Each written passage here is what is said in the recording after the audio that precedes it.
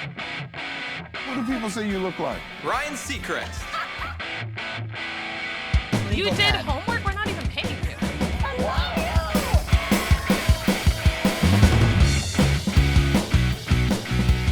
Very exciting. We're back here on Idol Hangover with my personal favorite idol. I've told you this before, so it should come as no surprise. David Cook. Flattering. Hello. Aw, season 7 winner, David Cook. Thanks so much for coming. Absolutely a pleasure to be here. And I'm glad we can be like, you know. We're glasses buddies. Yeah, we are glasses buddies. Mine are fake. They're just. Mine are real, and they tend to sometimes get a little crooked. It 'Cause, you know, happens. we're nerds here. We're Idol nerds, and we are just, you know, even outside of Idol nerds. So, David, Yes. we wanted to talk to you for a little bit, just a quick little interview. First, great show last night. Thank you very much. Performed on the show, brand new song. Before we get into that, I want to ask, are you leaving LA? You're selling your house. Yeah, I'm gonna relocate probably to Nashville. It What? seems to be the place now. I've thoroughly enjoyed my time in LA, but I think, you know, as my folks get older and, you know, my nieces and nephews start growing up, I kind of want to be a little bit closer to home. And Nashville has an amazing artistic community and obviously the music community, and so yeah, I mean, I'm not going anywhere. I'm gonna keep working, having fun. I'm sad though. I'll still come out here. I always looked at LA as more of a workspace, I guess, and so you know, it'll be nice to kind of just get somewhere and really call it home. So. Wow. Yeah. Oh, David. Aw. I know, we're sad. Well, let's talk about your performance last night. First of all, do you watch it back? Sometimes, yeah. I did watch last night, this morning, and it was purely just like, I remember being on stage and kind of feeling a couple little vocal things that I could have done better, and so I wanted to make sure they didn't just completely bombard the performance, and so I checked those two or three moments out and was just like, okay, I'm done. I don't really like listening to myself very much, so. How do you feel about the performance? I felt okay with it. Actually, I'm probably my own worst critic, so there's things I certainly wish I would have done better, but it seems like, you know, the response I've seen on Twitter and online and stuff seems really positive, so I'll take it. Yeah, well, the song's great, and Thank you. as I tweeted last night, you write a mean hooky chorus. Thank you very much. I feel like, I try. yeah, well, you've had some practice. A little bit, yeah. Absolutely. Tell us about the song. You told me who you wrote it with, your keyboard player. Keyboard player, Andy. Yep. And a friend of yours? Yeah, our friend Daniel James. He met him actually after we moved out here through mutual friends, and he's a great guy. He's a solid drummer.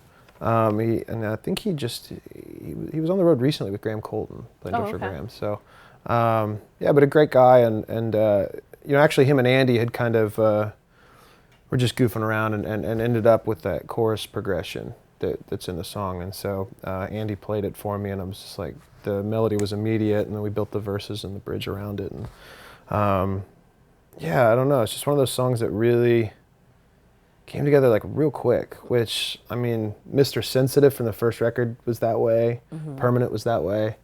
I've really just attacked the new stuff as just, I just want to have fun writing, and I'm not really concerned with what the song sounds like until it's done. It's just, I'm just going to write, and whatever comes out, and so I'm probably having more fun with this writing cycle than I think I've ever had, which is good. Where did you record it, and who recorded it? We did the demo in Andy's house. He's got a nice little home studio set up, and then we went and recorded with John Fields. Oh, okay. John and I, we wrote together with, it was me, him, and Cara DiAguardi for the first record. The songs ended up making a cut, but loved working with John, and so really kind of jumped at the chance to get in a room with him again, because he's a mad scientist. So. Excellent. And, you know, I have to ask, I mean, it feels like the song was maybe written for your record company, your former record company, RCA. Well, at the time, I don't think it was. But it certainly seems to have taken on a bit of that angle. But our RCA and I kind of parted ways on extremely, like, amicable terms. with the Idol deal, I mean, that I got 4 years ago, it was just such a big contract, and I kind of saw it coming. Right. And now it's just really excited about what happens next. We put this song out, and again, the response seems good, and if we can keep the momentum going for a while, and yeah, for me, it's just all about making music and enjoying it and being creative, and I'm still getting to do that, so I'm happy.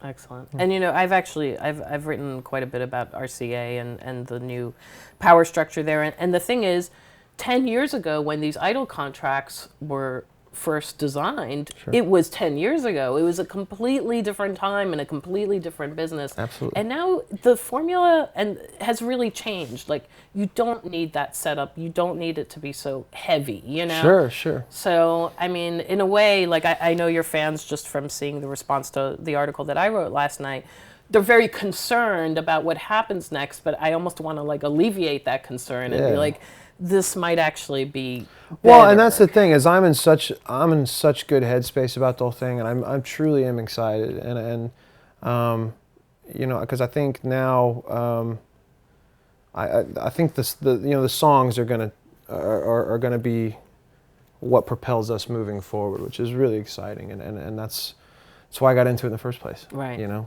And honestly, just knowing you, like, we don't know each other well, but I was around for the recording of the last record, and you just, I can sort of see, like, a relief in your face that, like, I saw stress there during the last album. That may have been. It was a little Well, hard you to came. When did you ignore. come in? I mean, we were like I came in a few times. month 9 of the process. Yes. And So- I know how Matt Serletic works too, and and it's definitely, like, it is labor intensive. Yeah, it was a learning experience, and I loved working with Matt. I think purely because it was a different experience than what I was used to, and I think it's if anybody ever gets a chance to record a record that way, I think they should, because I learned a lot about myself through that process. So and it's all experience that I take with me moving forward. So I don't know. I'm excited about this this new song, and we're gonna try to get a record done and keep moving. Good. I'm so glad. Well, one of your fans suggested this, and I love this idea, an album of covers, because you are so good at covers. That's like, you do one at every show, right? Yeah. You've practiced a lot, the hand that feeds. I love your version of that. Thank you. I mean, is that something you'd ever consider? I don't know. I always kind of look at Idol as like, I did covers for 4.5 months. You know what I mean? Right. But they were 1 minute and 40 you're right. long You're right. covers. Well, like, I remember, I remember I was in Sweden writing for the second record, and we went out one night and ran into the guy who had just won Swedish Idol, and so we're kind of all hanging out and grabbing drinks or whatever, and he goes, "Hey, we should go to a karaoke bar." I was like, "There's no way I'm doing it. Like, I'm off the clock, man." So yeah, I don't know. I mean, I'd never say never. I mean, there's obviously no plans right now, but I don't know. That might be fun. Yeah, I could see you doing the Foo Fighters song. We always bond on the Foo Fighters, Yes, we David and do. I. We Yes, love we them. do. I saw the tweet that you mentioned last night too. That was hilarious. So good, those guys. I mean, what is your favorite Foo Fighters song? We never actually discussed. Hey, Johnny Park. Oh, I love that that's a great song. one. Yeah. Wow, and that record, that's my favorite Well, record. I think Color and Shape, right? Yeah. So good. I love the new one too. Oh, totally. White Limo is awesome. It's so good. Insane. Yeah. I know. Oh, greatest band. Okay, well, have you ever had a bad Idol hangover, David? Have you ever done an Idol-related event that just wiped you out the next day? Actually, you know what? I talked to Philip Phillips about this last night, about the home visit, because for me it was such a needed experience at that point, and I think it might going home for that might have topped actually winning for me, like, as far as just best moment on the show, but that wiped me out.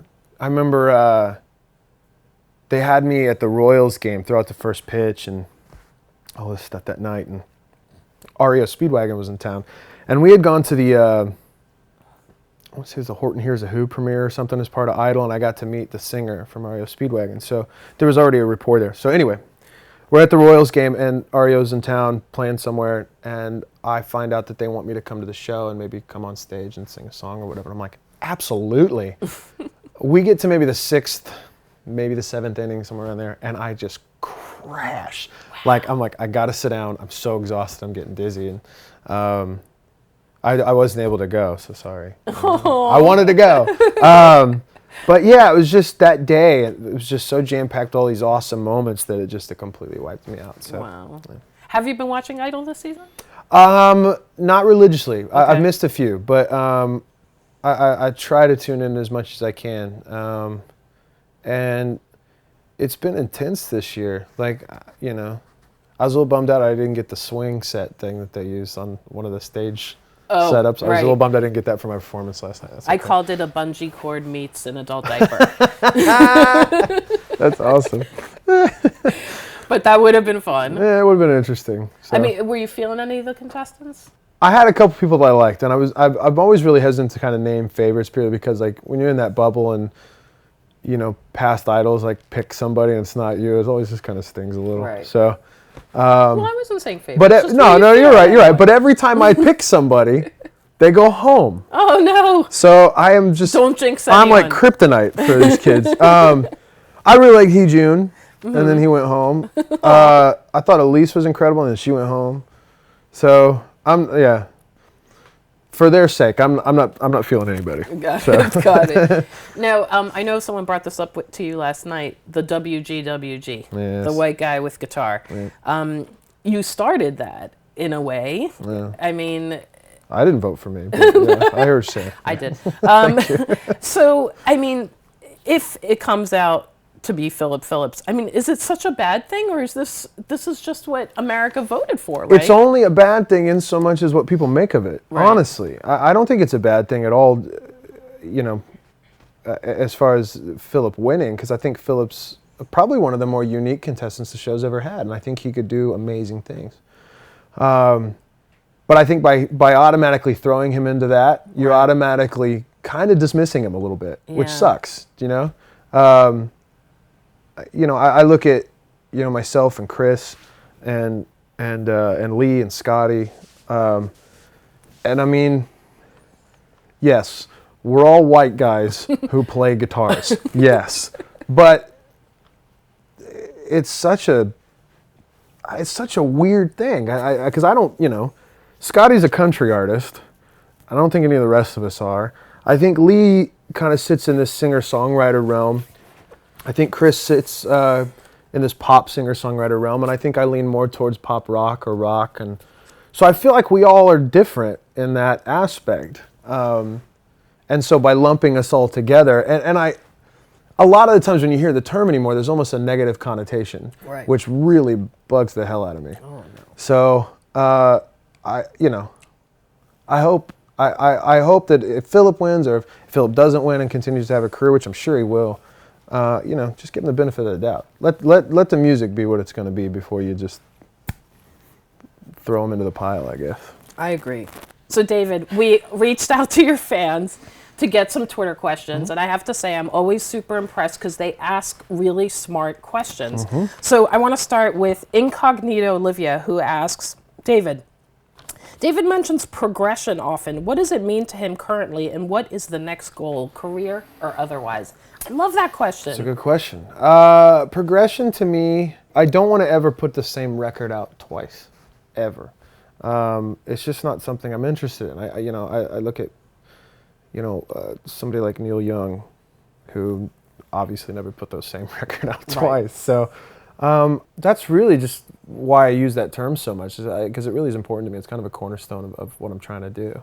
As my musical tastes change, my musical inspirations will change and adapt. And so it's just tuning into that and not denying it and not saying, all right, well, the last record sold well, so I should just do that again. Right. Playing it safe never got anybody anywhere. That's so true. Right. And certainly something you never did on Idol. No. Who is inspiring you musically these days? Well, I love the new Our Lady Peace record. Curve's incredible. Big Wreck just came out with a new record, which was awesome. Excellent. I was excited to see them get back together. And then I've actually been listening to both the Civil Twilight records a lot excellent. lately. I'm going back and listening to Coldplay's first record, Parachutes, which is good. Beautiful. And really just mellowing out. I you know, I'm not getting old, but I do turn 30 this year. So it's, you know, I'm mellowing out. I'm getting a little bit more comfortable in my own skin. So Excellent. Yeah. All right, another question from Fanatic 1015. Such a good question. I'm so impressed. I'm sorry. They're good. Please ask David Cook if he's happy with where he's gotten as a result of his Idol win, or was he hoping for more? That's such a great question. I need to hire these people. Hey, I always hope for more. I never expect more. I went through the Idol process on a whim. I mean, that story's documented. I don't need to go into it, but I made it a point to just take it for what it was and not have expectations. You know, but I hope every record I put out sells 20 million copies, you know. Do I expect it? No. But hey, if it happens, then it happens. And as long as I can enjoy the process, I think if I ever get to a point where I'm just not enjoying the process of creating music and playing music, then I'll find something else to do. We hope that day never comes, of course. You and me both. Good. From our mouths to God's ears. Saffron Jamay asks, and we talked about your new song a little bit, but I wanted to include this one. Mm-hmm. What is the backstory to the last song I'll write for you? The backstory, I mean, it kind of just comes from, you know, everybody goes through those relationships where it's just sometimes you just, that's it. And really that was, you know, I've gone through those relationships where you break up and you get back together and you break up and you get back together and everything just kind of lingers and it's hard to just cut the cord, you know. Right. So,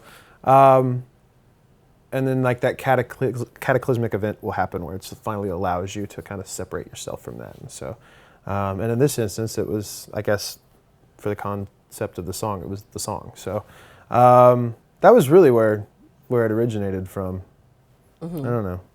I figured everybody's been in a relationship, so. Yes, absolutely. Yeah. And I actually, you know, there's like a list that should be made of awesome like breakup songs, like that Ben Folds 5 song, "Give Me My Money Back." Yes. Oh my God, I love that song. I know that's not what it's called. You know, let's go back to the other question. I've actually been listening to a lot of Ben Folds too, specifically Underground. Oh, excellent, So excellent. Good. So good. Yeah, I feel like, you know, there's something just awesome about a good breakup, like we're done kind of song. Absolutely. All right, good. And then I have a question. What is this little figurine? Well, on your shirt there? When this is a manatee. When I was on Idol, one of the stage managers, this guy named Spence, we kind of connected, and so every week when I would go on stage, but before I would start my song, you know, we'd be setting up at a commercial or something, and he would always say, "Save the manatees." And there was no context for it other than he was just trying to get my brain off of the fact that I was getting ready to sing in front of 20, 30 million people. Mm-hmm. So every time I go back, I see him and something ends up happening. You know, he brings up manatees or whatever. So like, I forget which performance it was, but one of the performances we did on Idol in the past, I had a towel with manatees on it draped over my amp. So he did this and made this and had it hang, like sticking to his jacket when I got there, and I pointed at it and laughed, thought it was cool. So he gave it to me. Aww. So I'm wearing my manatee today. That's really sweet. Yeah. Is it nice going back to Idol? I mean, they love you over there. I don't know what I did, but I managed to create some really great friendships with the people behind the scenes there, and so I absolutely love going back. That stage is still one of the most ominous things ever. It's still scary, but you know, if they'll keep letting me come back, I'll keep doing it just so I can hang out with them. Well, I think one reason, and I'll wrap it up, but one reason why, you know, people have really embraced you and continue to just welcome you with such open arms is because we really saw you come into your own that season. We saw someone, because you didn't intend to try out and you weren't there with the goal of, I'm going to be the next American Idol. It's like we really saw a natural progression of someone who was kind of green, turned into this like really, you know, pro singer, pro performer. So thanks. I don't know. That's Can I quote you on that? Yes, please quote me. I'm a pro. You are a pro. I mean, just as someone who's covered the show for a very long time, it's like, you know, you can really see those organic triumphs, and that's what I consider your season. Thank you very much. David Cook. So, David, thank you for coming on Idle Thank you for having Hangover. me. Really appreciate it. We've been thinking about this and sort of anticipating it all season. Yeah. Yay! We don't know if we're going to do it again next year because it's so much work, but if this is the last one, this is a good note to go out on. Oh, well, let's have a party. He's Yeah. got whiskey. Let's go. That's right, Klaus. Okay, everyone. Well, thanks for joining us, and check out Trending Topics, which is part 1 of Idle Hangover. David Cook, thanks for being here. Thank you. And we'll see you next week. We're 1 week away from the finale. What do people say you look like? Ryan Seacrest. You did homework?